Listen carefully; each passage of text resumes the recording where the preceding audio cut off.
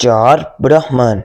ये कहानी है चार ब्राह्मण दोस्तों की। सोम, वेश, जीवन और बुध। ये चारों दोस्त एक गांव में हमेशा मिलजुल कर रहा करते थे।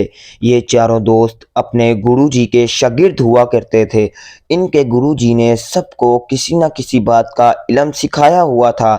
इनके गुरुजी हमेशा इनको ये नसीहत किया करते कि मेरे बच्चों, कभी भी किसी के साथ बुरा मत करना और हमेशा करने से पहले उस बात को अपने ज़हन में सोचना कि ये बात किसके लिए कितनी ठीक है। तो चारों इस पर कहते हैं कि जी गुरुजी, हम इस बात का ज़रूर ख्याल रखेंगे। सोम, बुध और वेश तीनों के पास बहुत ही अच्छे किस्म का इल्म हुआ करता था।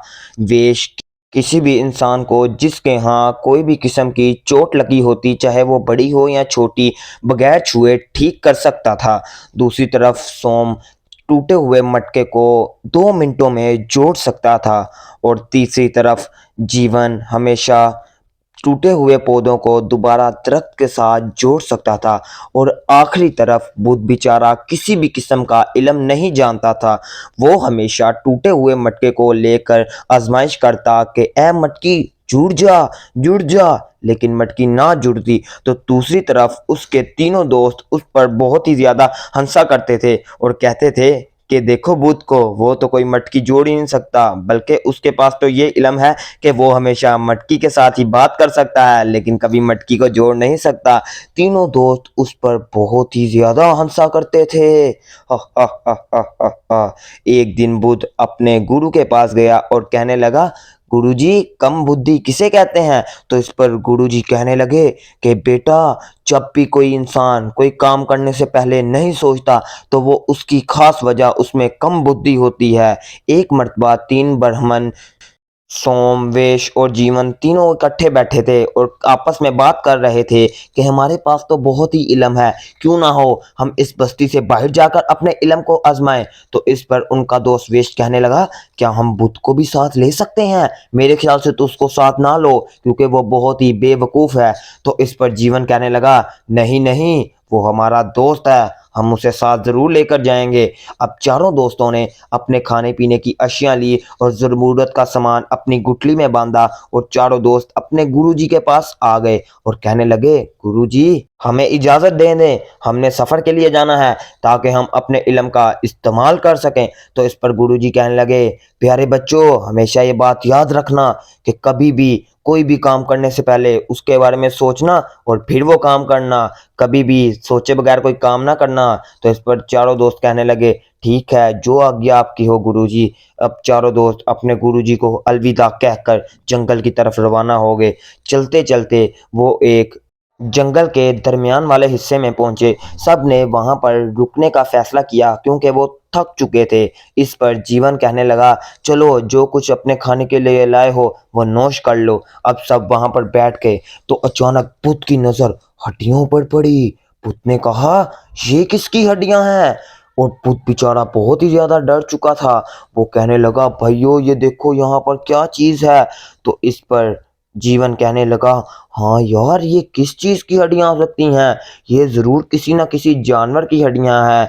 तो इस पर सोम कहने लगा, मैं अपने तजर्बे के मुताबिक बता सकता हूँ, ये शेर की हड्डियां हैं, क्योंकि मेरा तजर्बा बहुत ही ज्यादा है। ये सुनकर भूत बेचारा बहुत ही ज्यादा डर चुका था। वो कहने लगा, क्या ये शेर की हड्डियां हैं?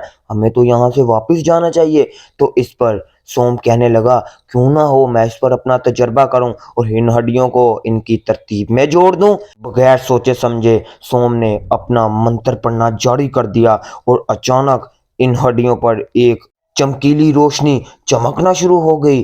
लेकिन फिर भी सोम अपना मंत्र जारी रखा और अचानक वो हड्डियां शेर के ढांचे में तब्दील हो गईं। सब लोग ये माजरा देख रहे थे। चारों दोस्त बहुत हैरान थे। लेकिन अचानक वेश कहने लगा कि क्या कर लिया है तूने? तूने तो सिर्फ हड्डियों का ढांचा ही जोड़ा है। क्यों ना हो मैं इसके ऊपर शेर का मांस ला दूं, नाखून ला दूं और उसकी खाल भी ले आऊं। तो इस पर बुद्ध कहने लगा, ओ भाई, ऐसा कभी ना करना, शेर बहुत ताकतवर है, वो हमें खा जाएगा। बगैर सोचे समझे वेश ने भी अपना मंत्र पढ़ना जारी कर दिया और उपयोग करने लगा। अचानक ही शेर की हड्डियों ने हिलना शुरू कर दिया और उसके ऊपर एक अजीब सी रोशनी चमकना शुरू हो गई। थोड़ी ही देर बाद शेर की हड्डियों पर मांस, नाखून, आंखें और बहुत ज्यादा खाल आ गई।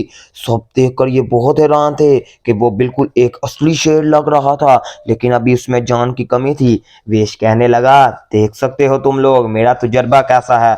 तो इस पर बुद्ध और भी ज्यादा डर गया। कहने लगा, भाई मुझे तो शेर को देखकर ही खौफ आ रहा है, मेरा तो दिल कर रहा है मैं यहाँ से भाग जाऊं।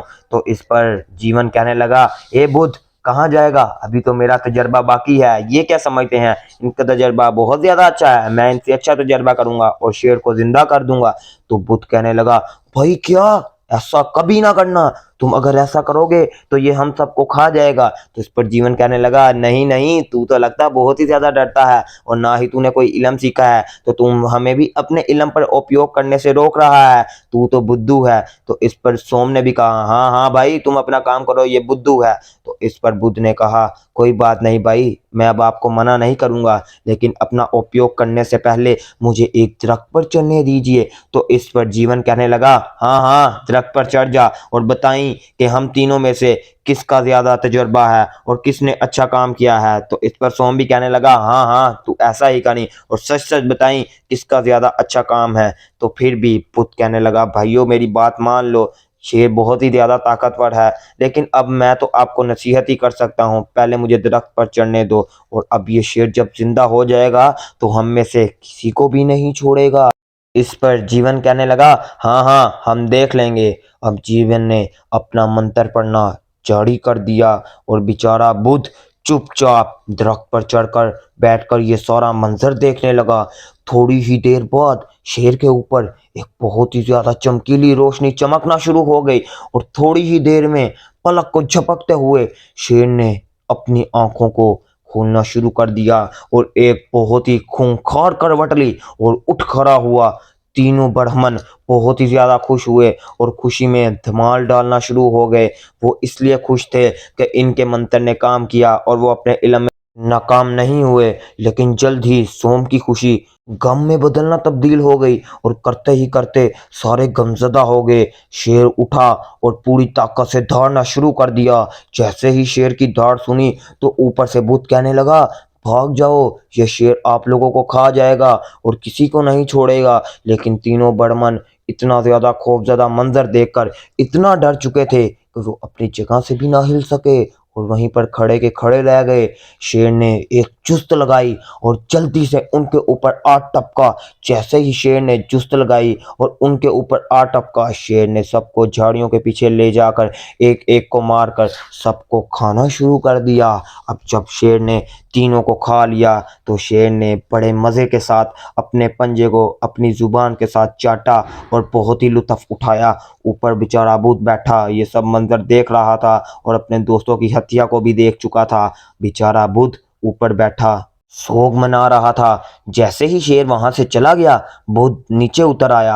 अब जैसे ही बुद्ध नीचे उतरा तो उसने सामने देखा तो अब उसके दोस्तों की हड्डियां सामने पड़ी हुई थी। बेचारा बुद्ध रोना शुरू हो गया और कहने लगा, तुम्हारे पास तो इल्म था, लेकिन तुमने हमारे गुरुजी की बात पर भरोसा नहीं किया और उनकी बात को याद नहीं रखा। गुरुजी ने कहा था कि कोई भी काम करने से पहले हमेशा 100 बार सोचना चाहिए और फिर काम करना चाहिए।